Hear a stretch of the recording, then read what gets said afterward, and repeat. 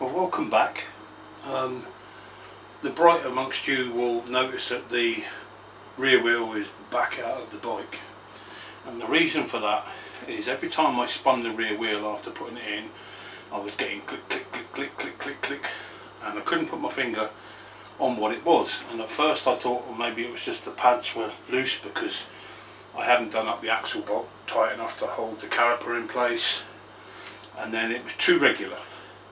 And what it was the crap disc that I'd ordered, and in the bolt kit that I had, as I said to you a couple of times, it's got bolts for multiple years of CR250,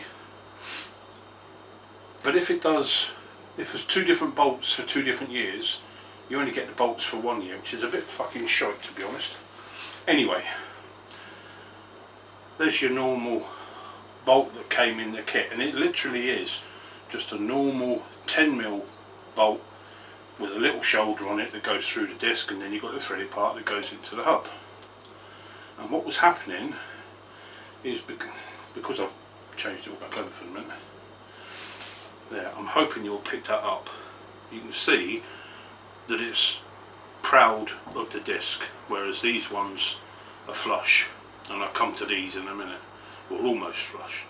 And it was just going click click click click click as it just touched the caliper on the way through. So I thought, okay, that's a bit shite. So I ordered a new disc and I ordered new bolts, and I thought, well, if I'm getting new, I'll get titanium. Set of titanium bolts.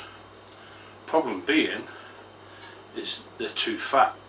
They're for a later model, so I need to get another set and change them. So for the moment, the old disc bolts are back in, and they're holding it fine.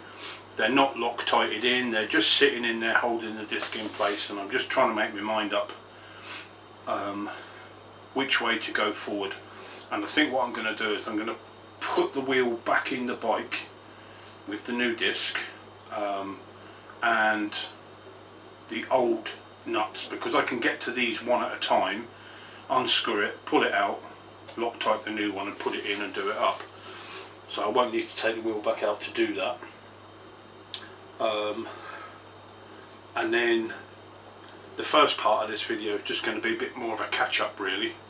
I've had a couple of weeks away, been out of the country, and as you can see, I'm sitting here with my Loctite and my bolts and everything, and I was all prepared to go, and then new one's too fat, so I've got to get rid of them. So if you get the wheel back in the bike, order the new disc bolts, and I didn't click when I ordered them, but I guess I should have done. They come in a set of 4, these ones, and they're for the later years, whereas I needed 6. So I just spent 2 lots, I think it was 18 quid. So 36 quid on titanium bolts that don't fucking fit. But I might have a word with the guy that I got them from. He's pretty good normally.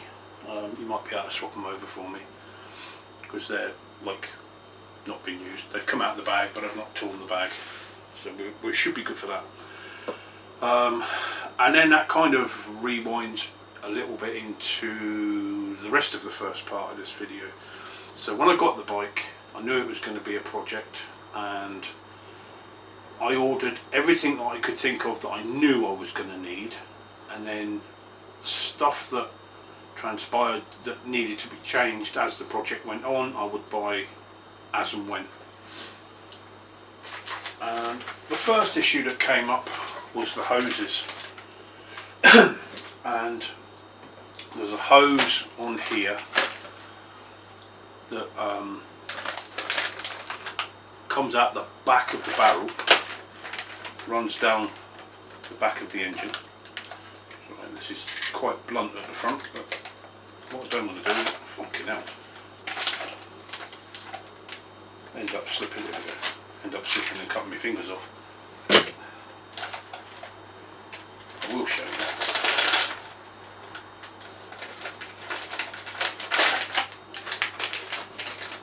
Although it doesn't look much different to the one that's on there. So that's the shape of the one that was wrong. And in the kit when it first came, it was probably the right length, but it was almost straight. I mean almost straight, no 90-degree bend on the end. So I contacted them, and fair play to them, they did give me another one. I gave them the measurements and said that's what it needed to be, and they said, oh, they found one, and I'm pretty sure they said it was for a 125 but a later year, and they gave me that, no problem, but it was short, so this one's longer, so this one will go on.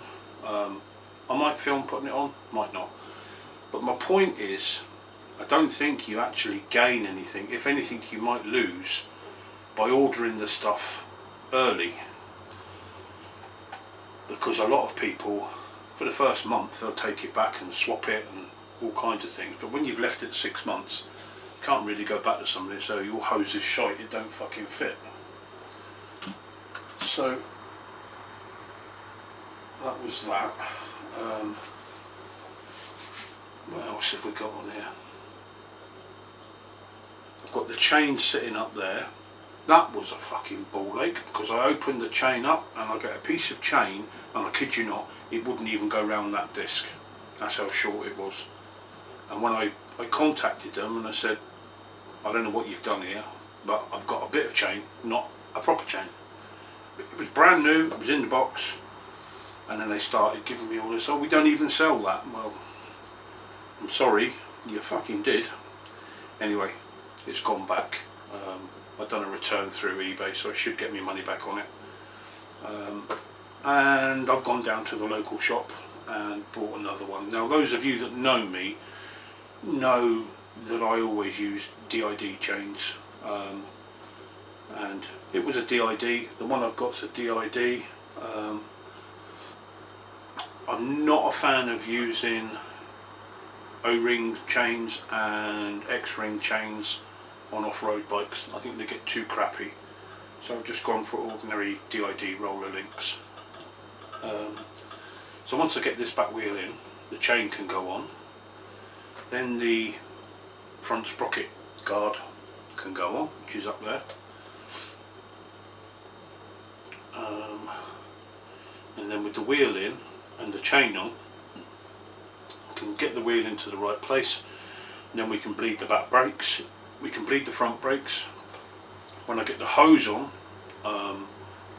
we can, I mean that the wrong hose is on there, but I wouldn't like to start it. I think it would just blow straight off. It's really, really tight, sort of lengthwise. So once I've changed that hose over, bled the brakes, technically there's no reason why we can't start it. I've still got the breather tubes to change over, and the only reason I've left them on is it was just trying to remember where everything went, what route they take, so they're just sitting there at the moment. Yeah, and we'll just work with that. Part of me thinks they should go down the side of the front sprocket, and part of me thinks they should go down underneath the airbox and out through the bottom of the swing arm. I'm going to have to get the book out and check, I think. So anyway, that's this first bit. I'm going to go back indoors now.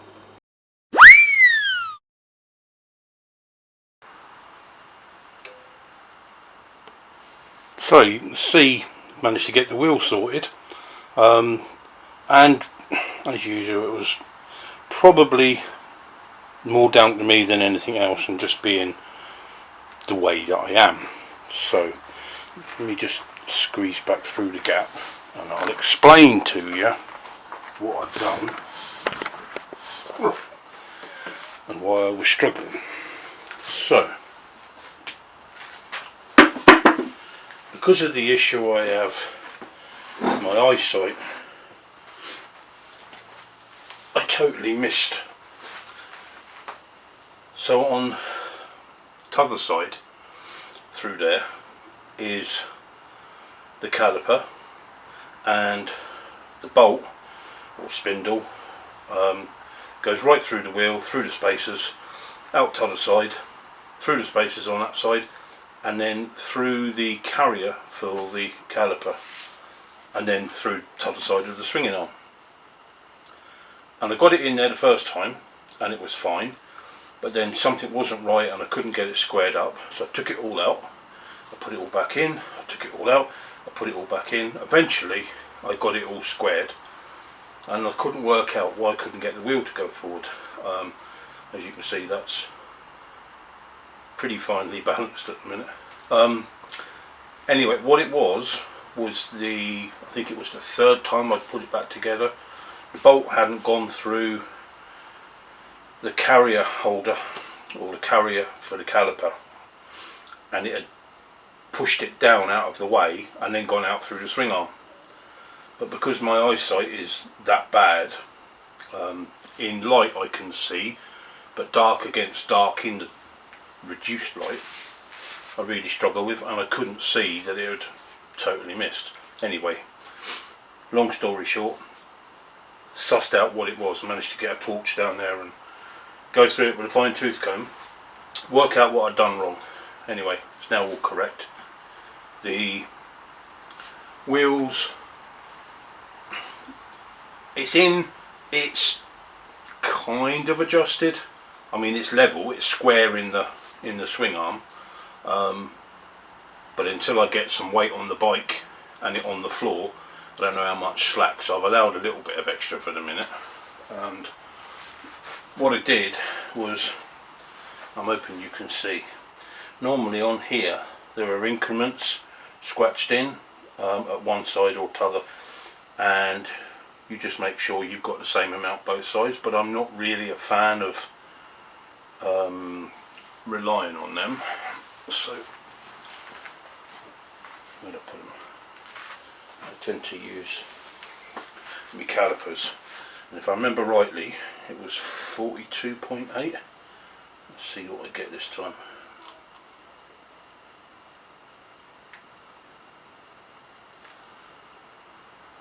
.8, not 42.8, and it was same on the other side, so I know it's square. Let's put them up there out of the way. So that's them done. Now I'm going to bleed the front brakes, bleed the rear brakes, and see what else I can get on this video. It might be the exhaust. I keep forgetting the exhaust when I'm trying to work out what's left to do. So yeah, chain's on. I deliberately bought a chain that was 4 links too long.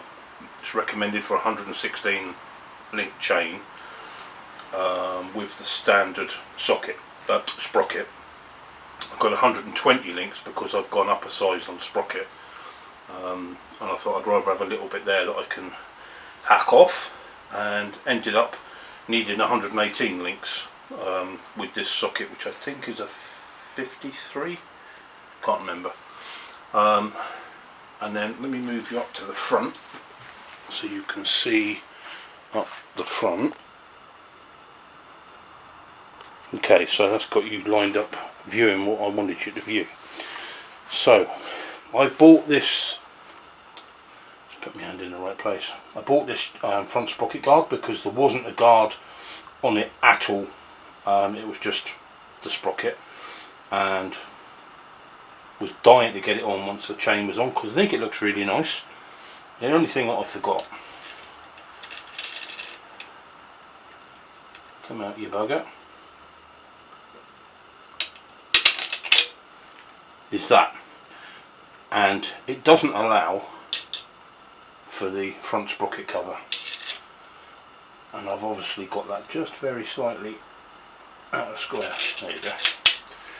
So the bottom one's in and nipped, but that's it.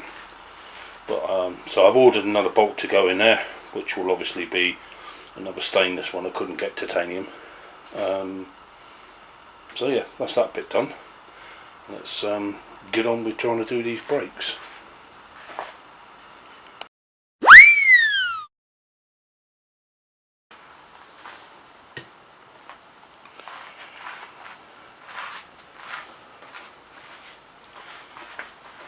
So I'm going to try doing it the conventional way to start with. Is that loose enough to spin? I bet you're not, are you? Actually, once that's round, it's going to be the other way, isn't it? So I just mumble to myself, don't worry. I'm just going to try filling it through the reservoir, pumping it down through the caliper, but if I get any issues then I'll try syringing it up from the bottom.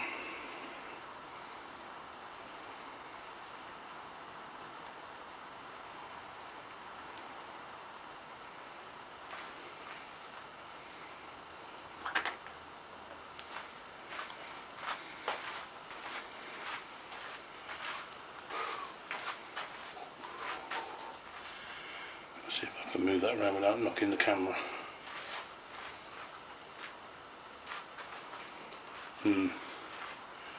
This could be fun.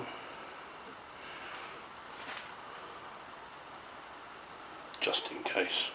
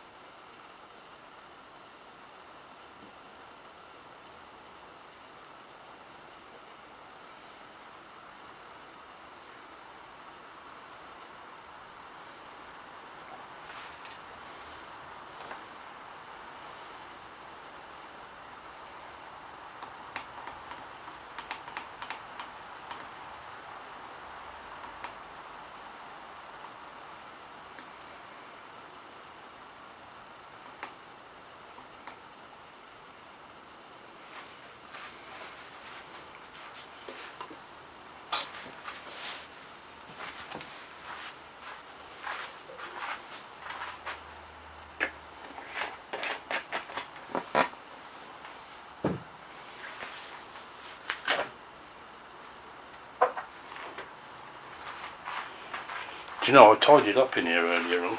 Not like a massive tidy up, but just got the worst of the crap out of the way.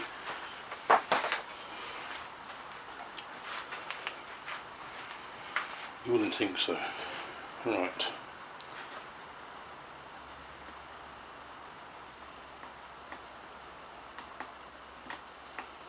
Come on, just need to get it started.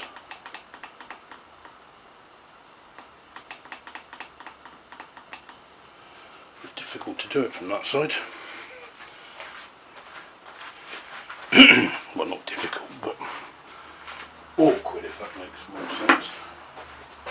See if I can come around here without shining it everywhere. I did overfill it just very slightly.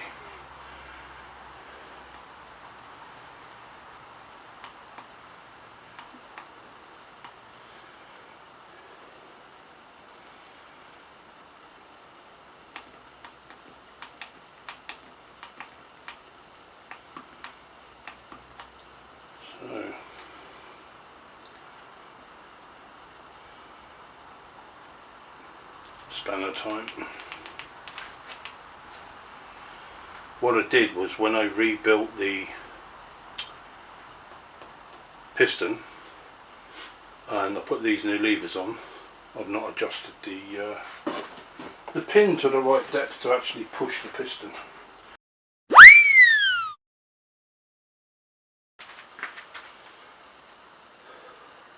Okay, so I think this video is probably going to end up being a bit more of a catch-up. So just a second ago you saw me trying to bleed the front brake and it had airlocked, and what I did, or my plan was to inject brake fluid into the caliper, up the pipe into the reservoir and bleed it that way. But I didn't have any hose, so I had to wait for the hose to come in. Then the hose come in and I'd left the camera out here, so the battery was flat as a witch's tits and I couldn't find the other batteries. Anyway, found them. Long story short, the brakes are now done. The bolt has come in for the front sprocket cover, so that's on. Brakes are done. I'm going to have a go at putting the exhaust on today. Then once the exhaust is on, apart from putting water in the radiators, it's It's just a case of finishing off the tank, which I've moved to over there.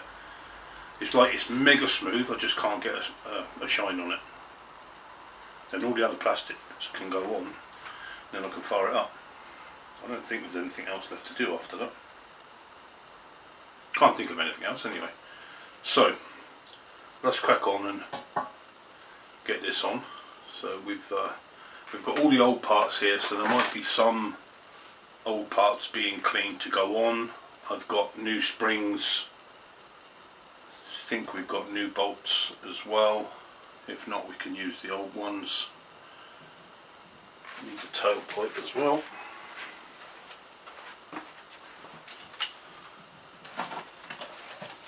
Yep. And there's the tailpipe. You can sit on there for a minute. Right. Let's see how we get on.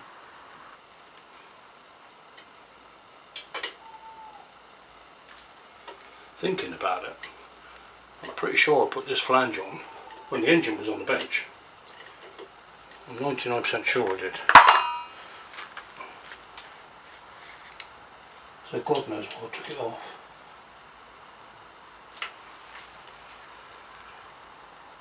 Not quite got enough room for that T-bar in there.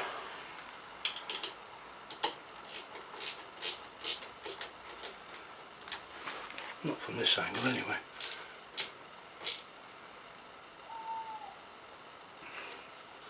So they're going to get done up tight,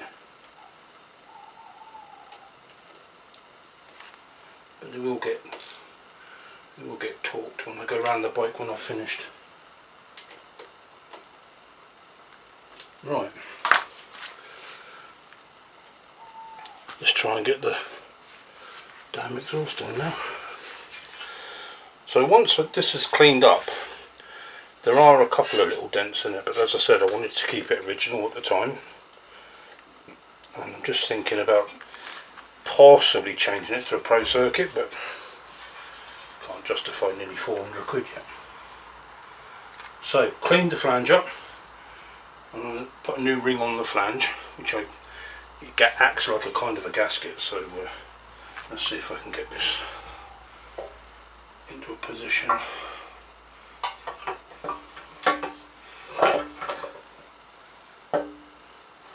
It's no good trying to look from the front when you're trying to do.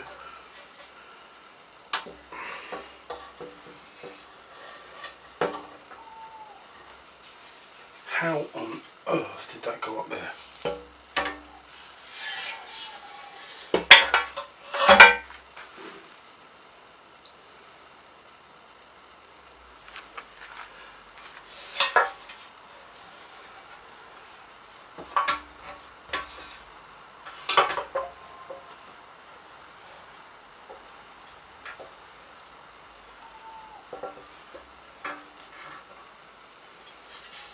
I know it goes up the back there,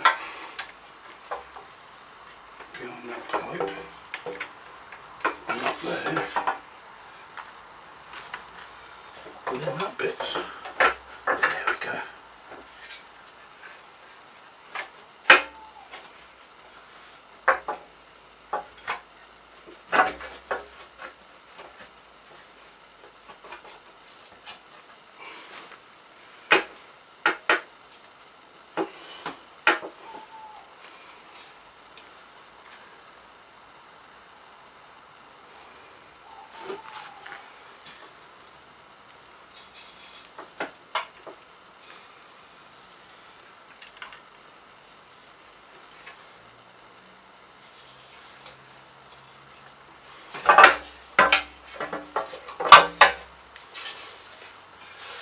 Right, need more space.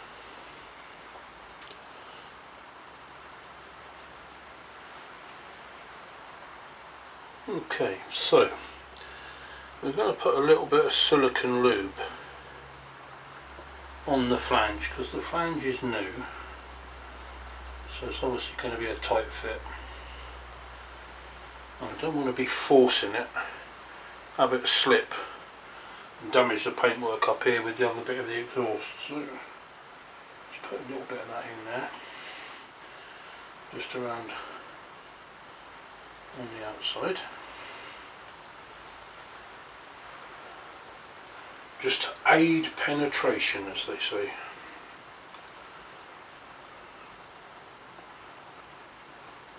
And then put the lid on, put it somewhere where I'm not going to fucking stand on it. Right, so here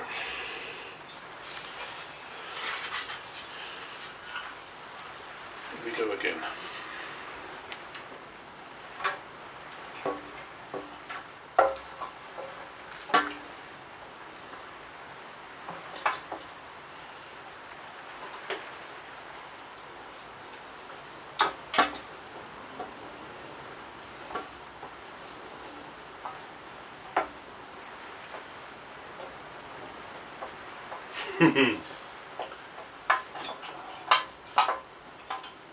Wonder what it was getting stuck on the bloody kickstart.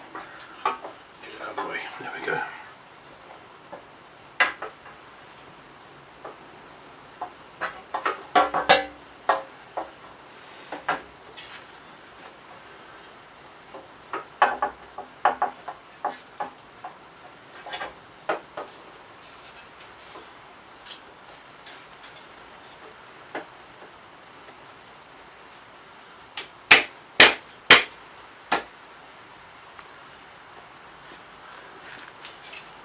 Seems ludicrously tight.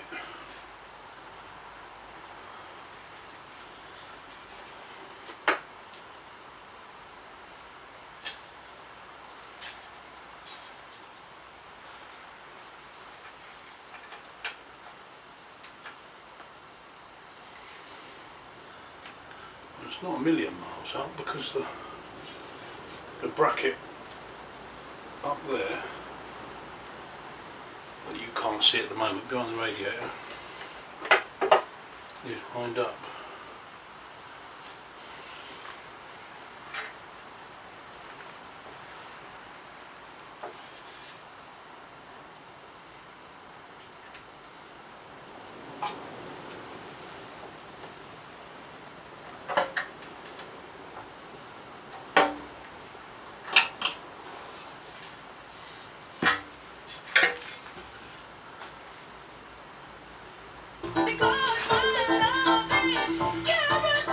Okay, so I think I've got it lined up, and I was messing around a little bit off camera, and it's 99% on, so I don't want to let it go.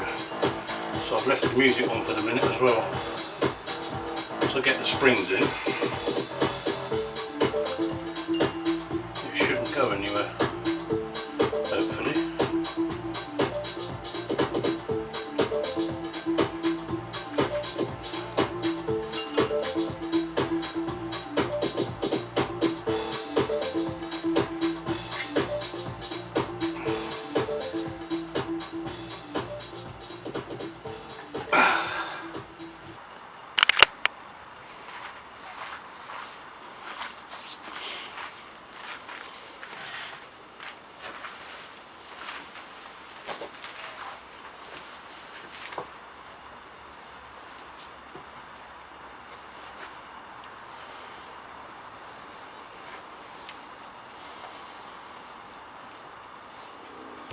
Right, so you will have just seen me struggling to get the front part of the pipe on, and it's on. It's not 100% right, but I think once I've got the rest of the pipe into place, I can jiggle it a bit, as Arkwright would say, and it would be alright. So I was just going to put the tailpipe on, and then I suddenly remembered that I'd not cleaned up any of the bracketry for the arse end of the front pipe or any of the tailpipe, so they're going to get a quick clean up now. Then we can put the tailpipe on, and then I think we're on to plastics. Then that's it. Oh, coolant. Then that's it. Right, so let's get on with this one first. That one might be a bit soft. Let's try that one. Watch me get covered in shite now. Or indoors will go fucking mad.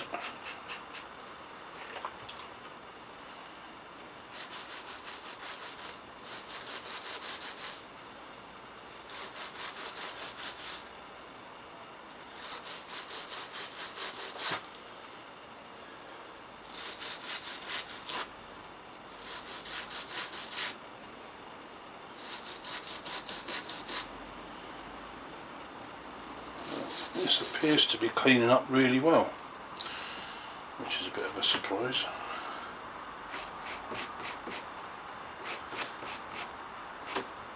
Come here, you bastard.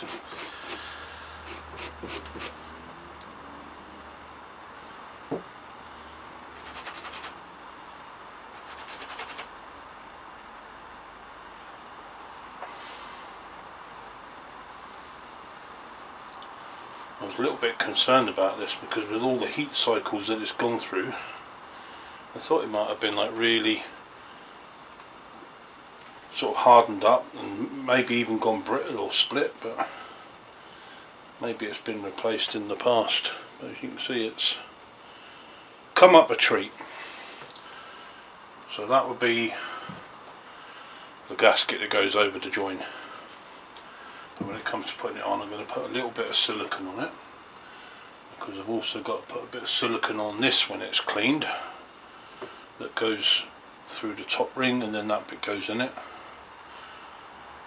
as well.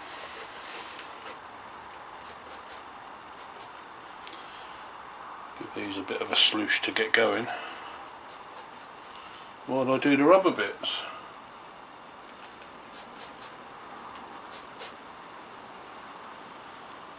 And then I've got to take that one apart. Right.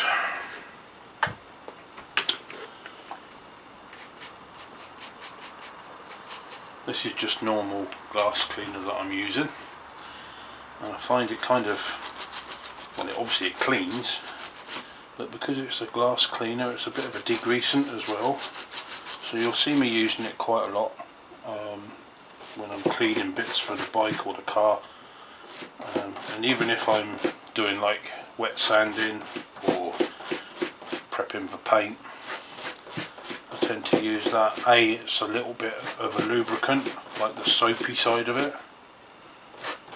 Also it's a degreasant as well.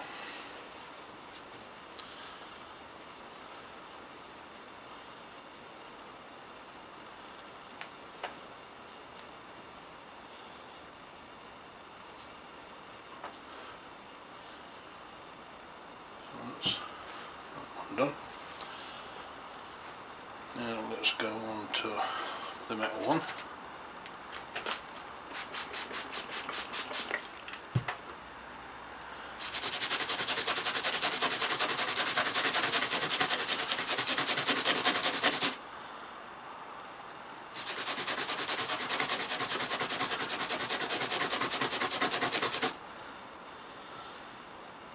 Looking pretty damn funky.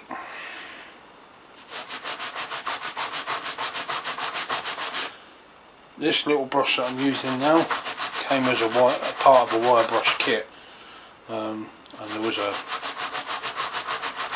steel wire brush, a brass or a copper wire brush, I think it's brass, and this one, which is like a tough nylon.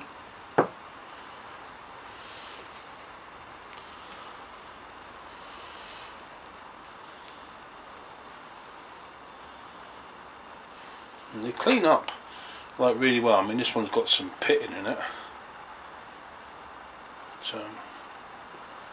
but it has cleaned up well. I'm not looking forward to trying to get that one apart.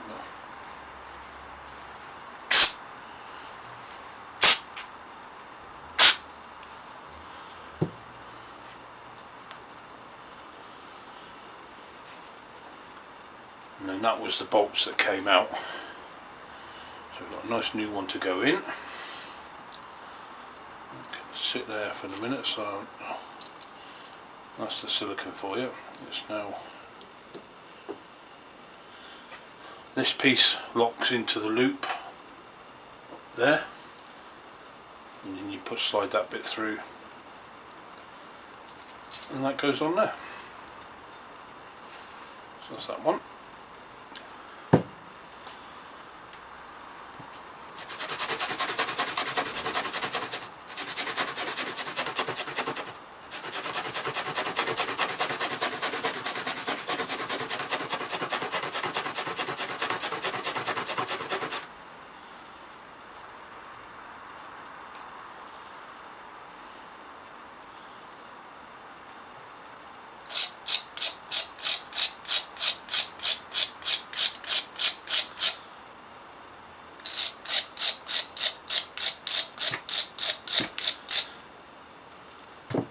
That one's not cleaning up so well.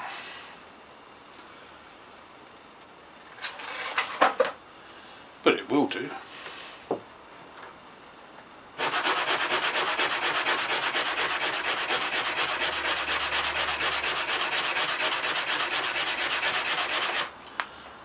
I'm doing it with this bit of Abranet on a flat surface, and then moving your piece across it is a lot easier and a lot less likely to do it unevenly. This will keep it even.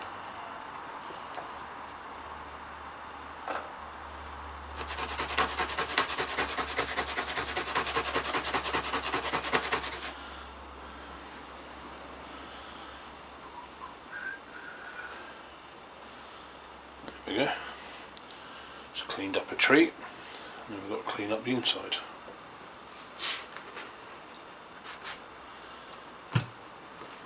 And then this one goes through this one, and this does the back of the front pipe.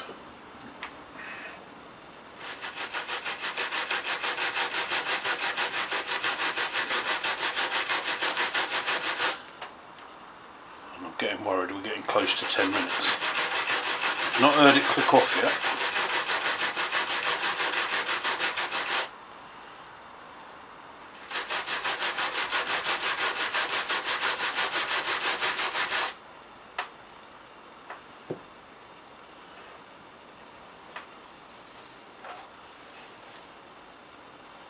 Just got one little stubborn bit.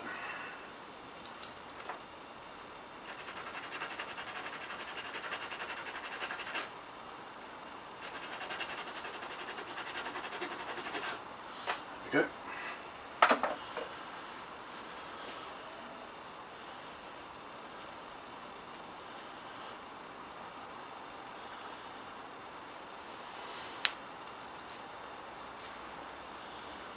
There we go.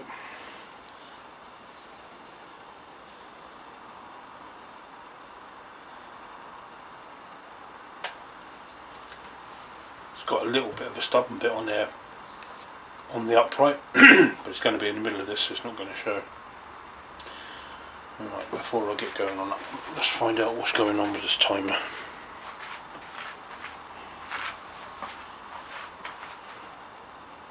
Well, I'm buggered. 9 seconds. That was a pretty good guess.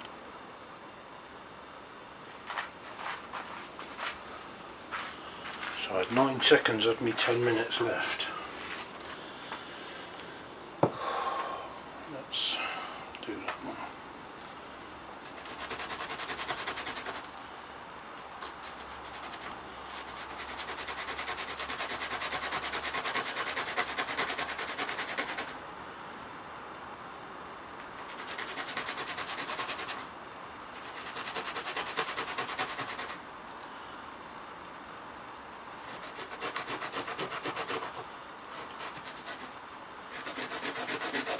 It's a bit more difficult holding just a washer.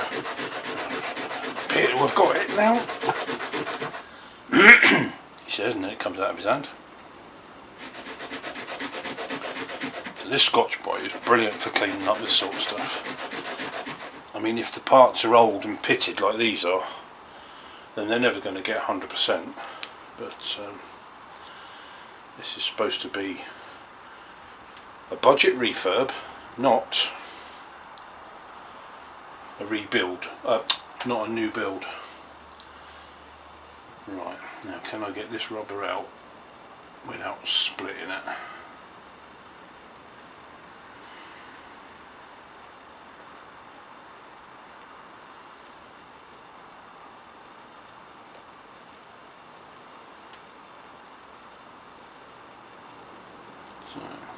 think it might.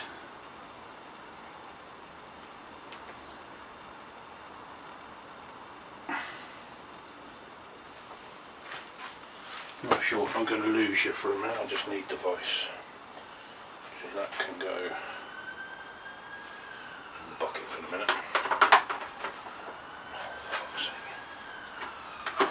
When you get one days where just nothing wants to work as it should do.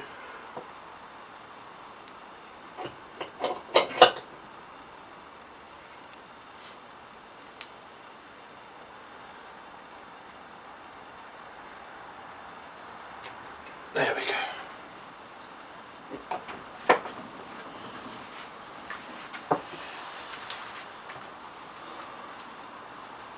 For one nasty minute then I thought that was ovaled. I thought it would need replacing. But the rubber's okay, there's no splits, tears or anything on that. So we'll give them a clean up the holder and then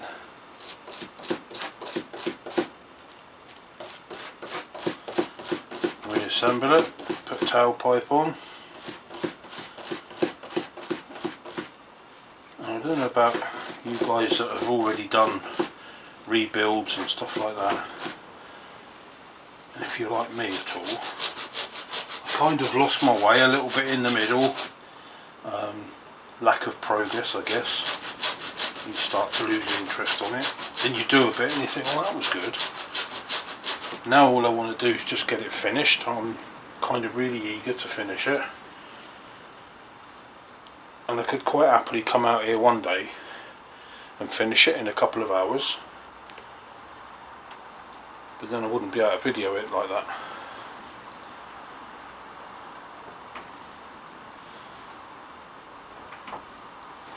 We've got a little bit of wear on the top. I think there was a washer smaller. No.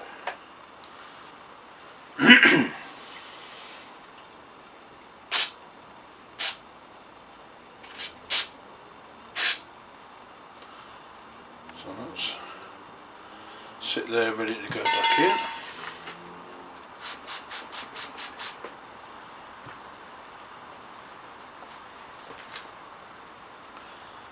I mean, you can see these are pretty crappy.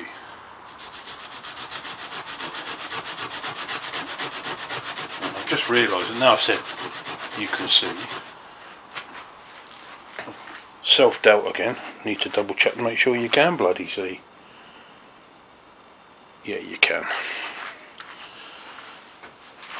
But it looks like if I do that you can see even better.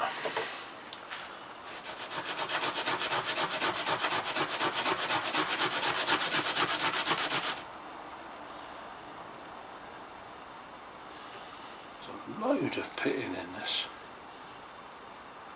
almost to the point that it looks like, let me try it a minute, it almost looks like it was textured and then rub dried. There's that much of it on there. That is just mental.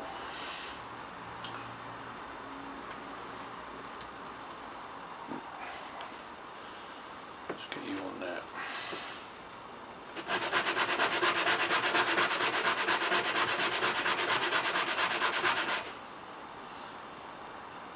There we go.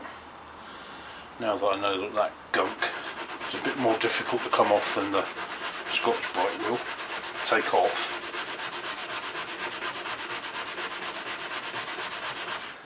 You also notice that while doing this I'm keeping all the strokes in the same direction, because you will get slight scratches. And if they're in the same direction, it almost gives it like a textured finish, whereas if you're round and round, then it just looks like it's scratched to fuck.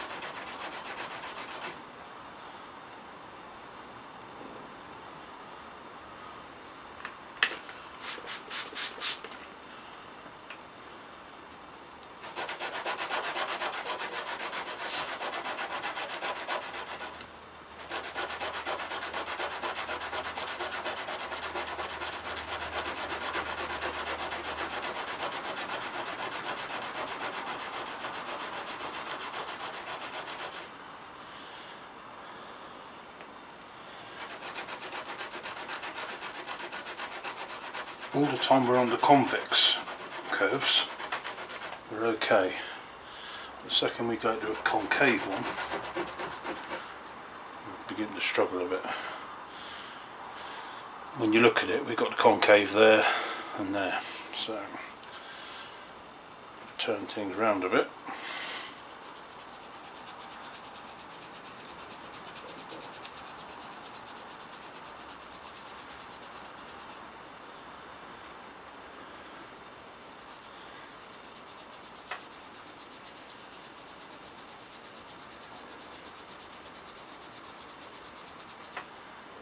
Right.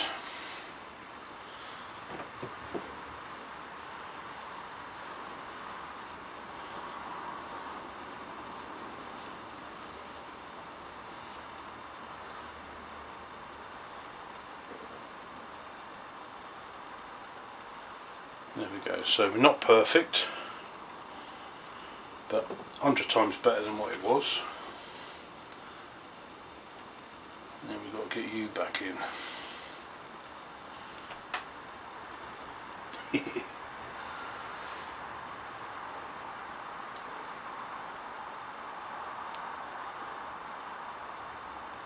I see so many people doing these with screwdrivers, and I'm thinking, so easy to put the screwdriver right through the rubber.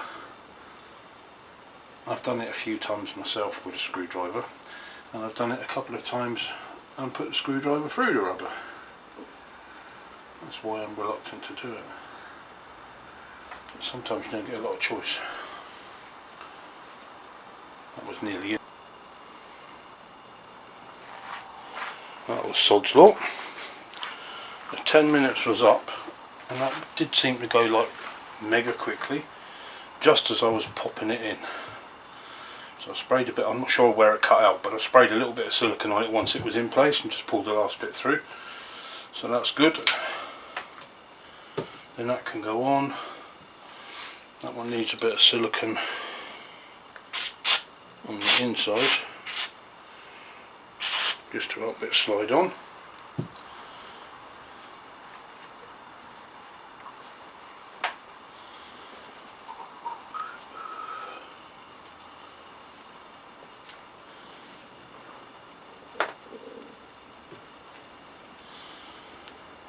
And then that will slide back.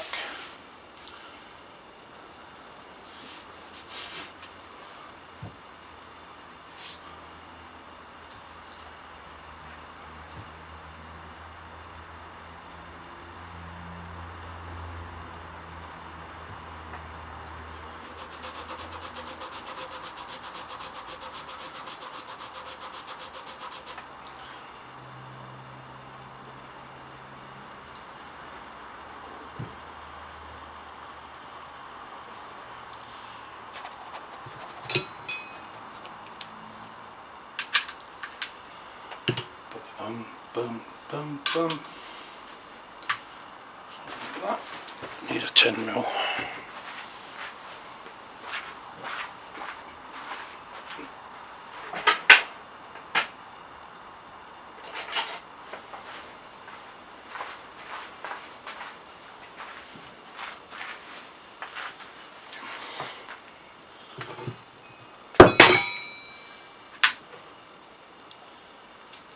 Now I had this aluminium part of the can looking fairly good, but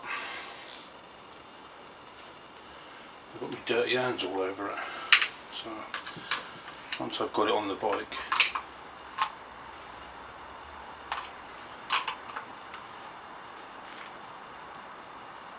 bugger, that might be why that was left on.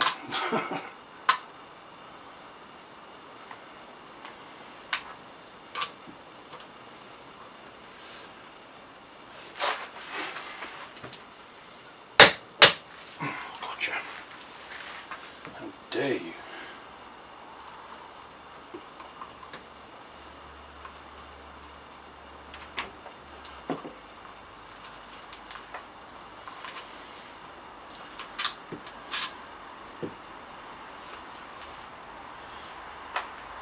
Now, there's that one. I'm sure that's a bit longer, but I'm sure I've got some of them spare in the kit, so I can grab one of them and a nut.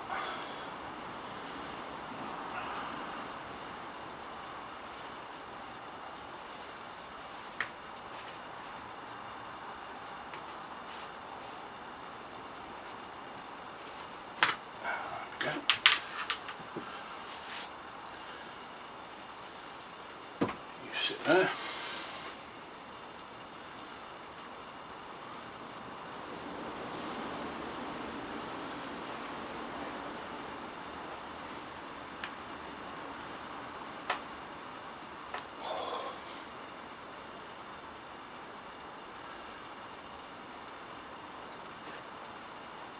Done this too many times tonight. I've got no strength left in my fingers.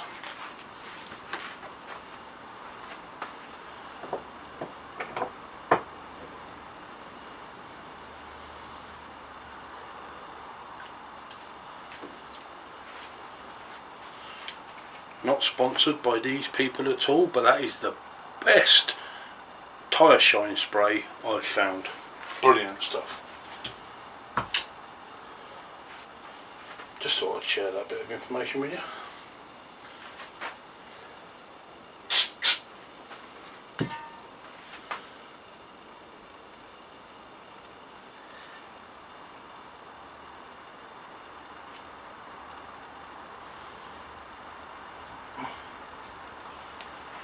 There we go.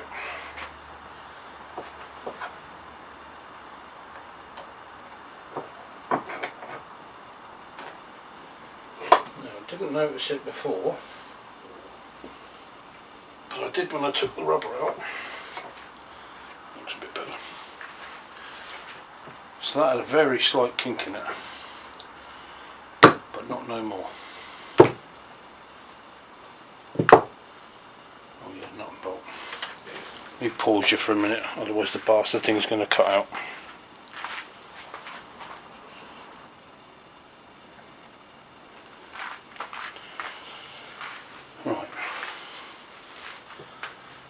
New nut and bolt. One of the advantages of having bits of the kit that don't fit when they should do is you get some bits left over.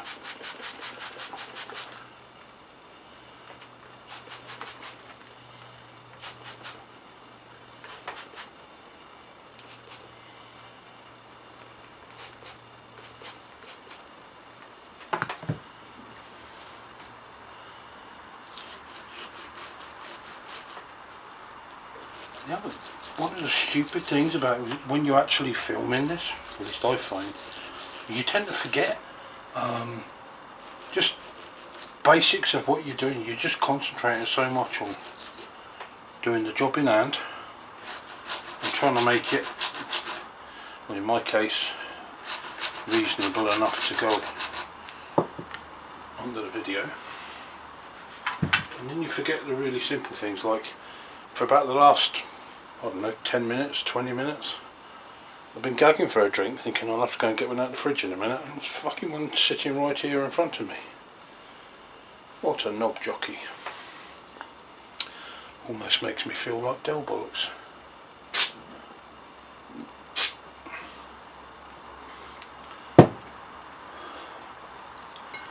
Have the cop full.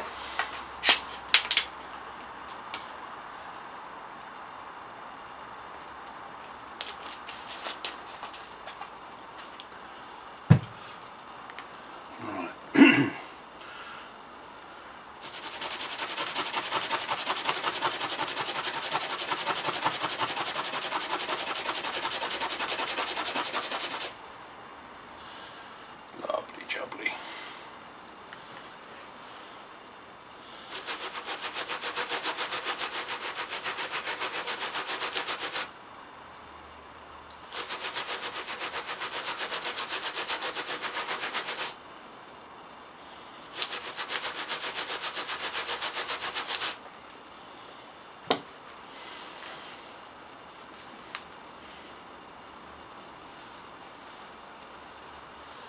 I wish it had all come up as good as that bit. But this has got a different texture on it as well, so whether or not they've been replaced at some point and they're a different make.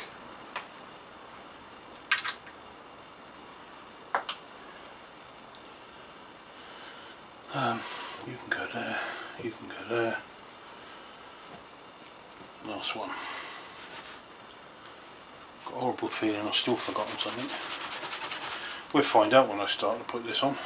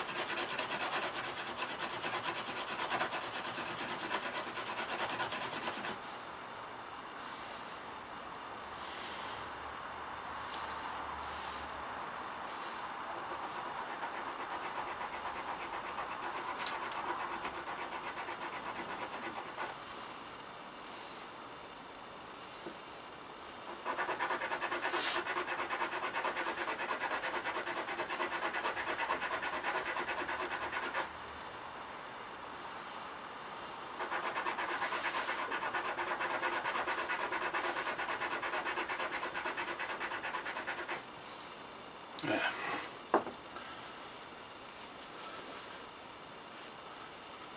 Now I'm sure there's people out there saying, oh, you could do better than that. Well, yeah, maybe.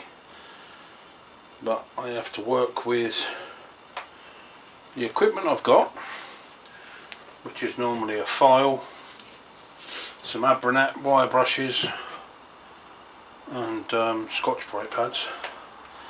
I don't have a ultrasonic parts washer. I don't have all kinds of gadgetry to clean these up in. It would be lovely to put these in a lathe, not in a lathe, in a mill, and just literally just take the surface off, get rid of all the pitting and make them all sparkly like new. But that ain't going to happen. Right, now, bastard, got to get you back in there. So,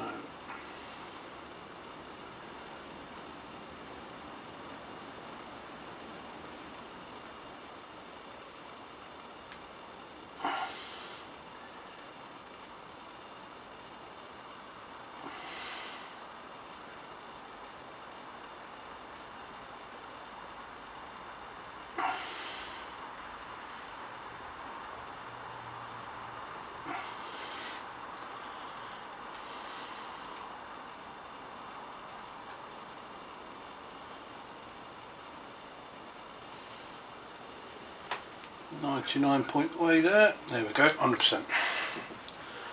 Lovely jubbly. You in there. You go in there. That's you.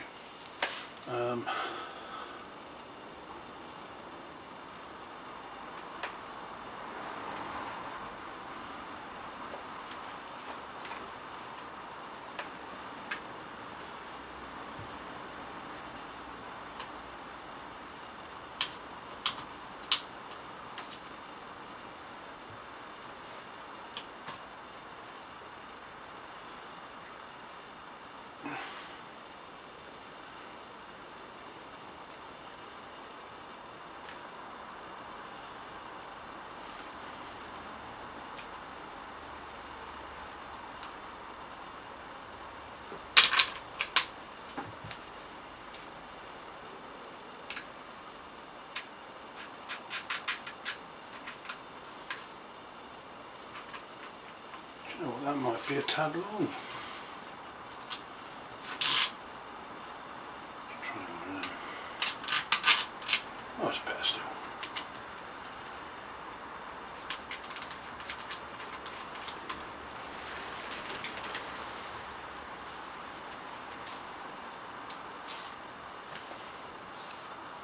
Now, when it's on the bike, this is going to be on the inside, and it's a shame really, because I like the outside. I like this writing. I'm not sure if the camera's picking that up, but there's some nice writing on there, and it's got loads of dirty handprints all over it again. And on this side, all we've got is CR250, and then HMKS70. But these get cleaned up in a minute. Again.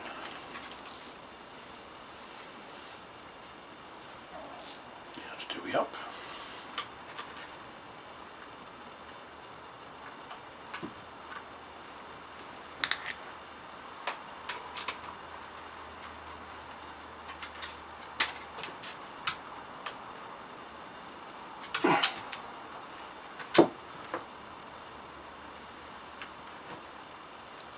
They will get torqued later, trust me. Okie doke. Now, that one is for the arse end of the front pipe.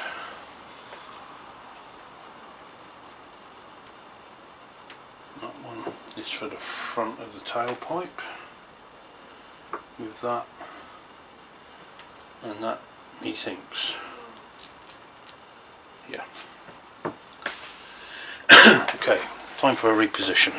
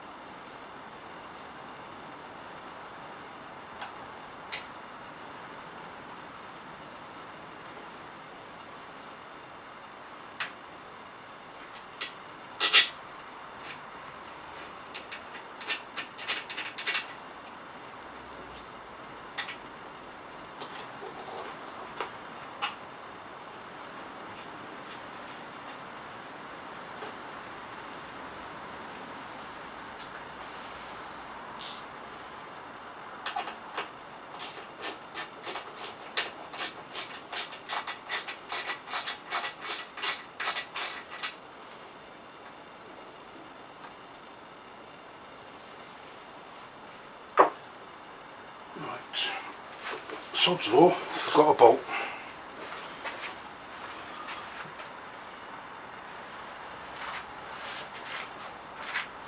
Ah, I knew. Right. Let me get this one and come back to you and I'll tell you a story.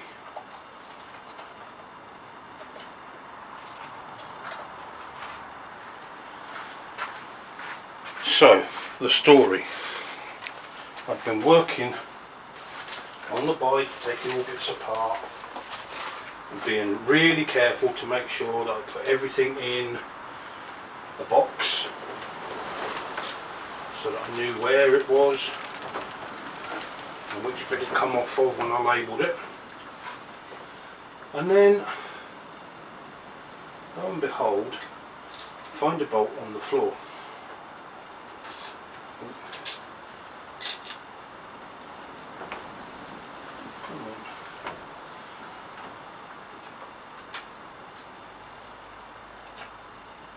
Get in.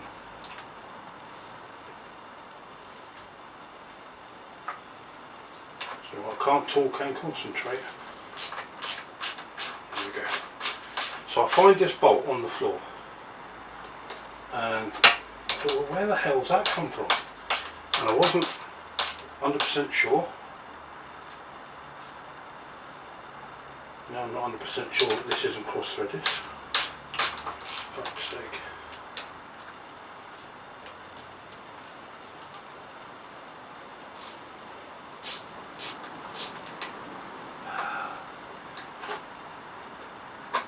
Of course it would help if I had a torch around this side, or some form of light. Get in that hole, you bastard. I'll come back to the story in a minute.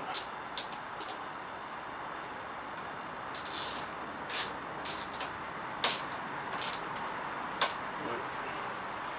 You are not right.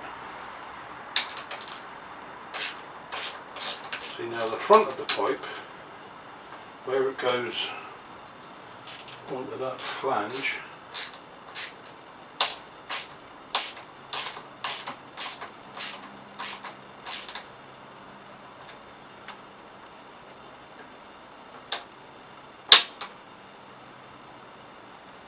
need a bloody torch.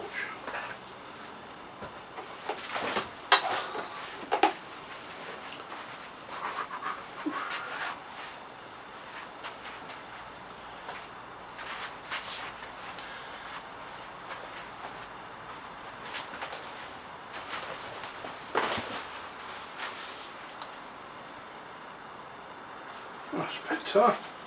Now,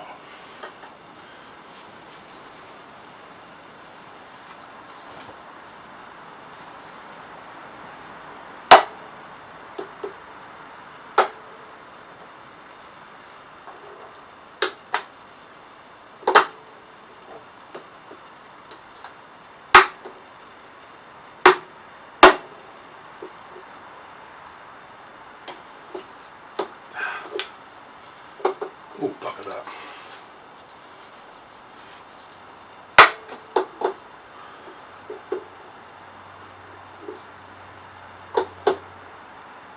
Just stay there for a minute, yeah.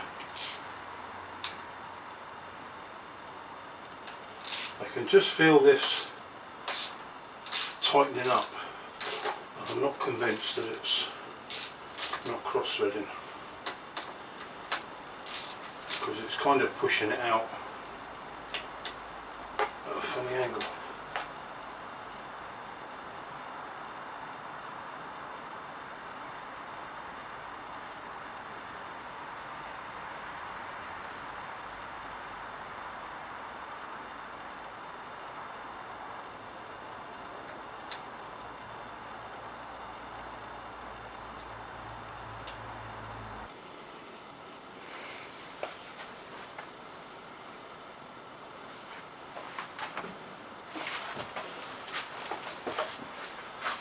Okay, so apologies, I forgot to put the camera back on, and I've chased the thread with a tap, and then that should go in there all lovely jubbly.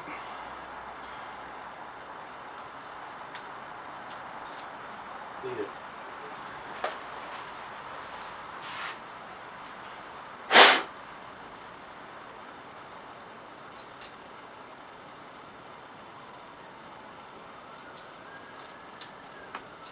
There we go.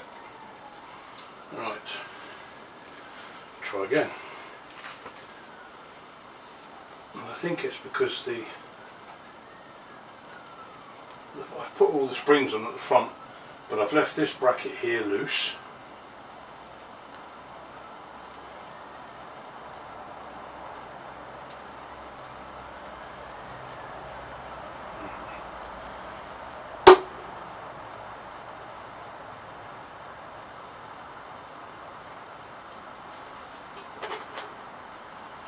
Apologies if I'm in the way, but I just need to make sure this is square to start off with, like that.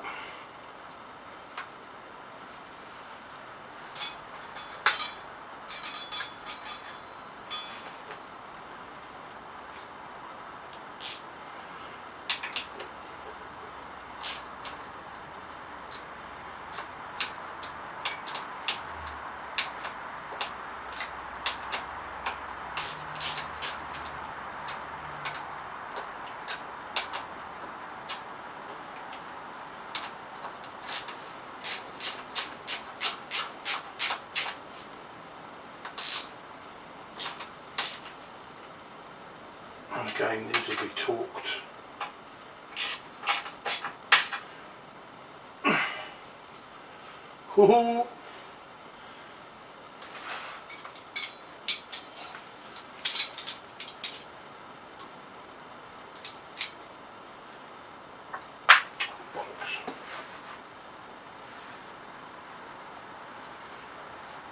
Thank heaven for having taps and dies.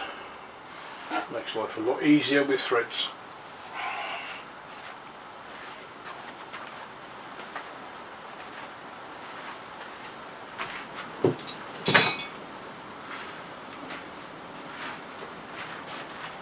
Let's pop you on pause again.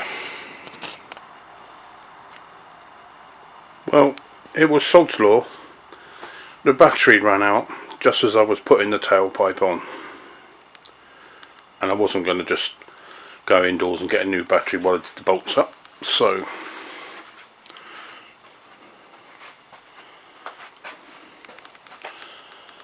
here we go. There she comes down there, all the bolts are in. I think the battery went just after I'd chased out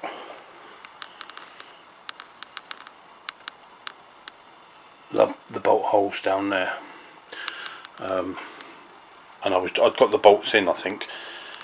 So then I've just put in these ones. I've set now back on, and it kind of worried me for a second when I saw that, and then I suddenly realised that when the rear mudguard goes on, there's a ferrule that goes between the two. So at the moment the bolt is just in place. Let me put that back. So the ferrule goes in there, which is on the rear mudguard, and then obviously that bolt holds the tailpipe and the mudguard into place. So it's there just to stop it from up and down movement. Actually, it doesn't even move side to side. It's just there. So it's actually coming on quite well. Let me see if I can zoom this out. There we go.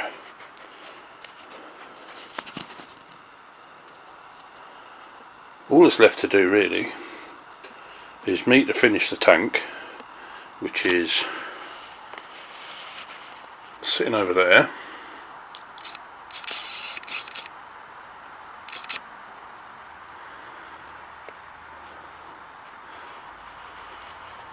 And then once the tank's done, that can go on. The seat's done, can sit on. Just the plastics to go back on. Coolant, and then that's it. It's done.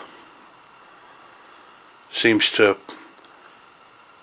the last couple of steps seem to have just leapt forward, which is kind of handy because I was beginning to get a little bit disillusioned with it. So it should be good. I'm not sure if I'm going to film putting the plastics on or not. I might do. It's fairly easy. We'll see. Maybe there'll be some. Depends if I come down at stupid o'clock in the morning to do it. Anyway, that's it for this one. Soon be done, and then it'll be up for sale. I will definitely be filming me putting the decals on though. Let me just pull the decals out of there to there. So I've got me a decal pack ready to go. So they've already got the right colours for the backgrounds. Because in 1987, 250 in the UK had green, and I just put a number 7 on it because it's kind of like a Ricky Carmichael replica build type of thing. Not an exact replica, just that sort of styly. Anyway, that's it for this one. Catch you on the next one. Bye!